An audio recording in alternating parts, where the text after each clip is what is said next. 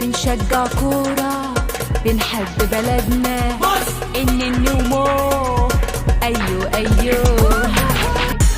طبعا معايا الدعوة، ده حفل ختام اللي كانوا بيقولوا انا مش حاضرة فيه، فانا محدش يشتركني.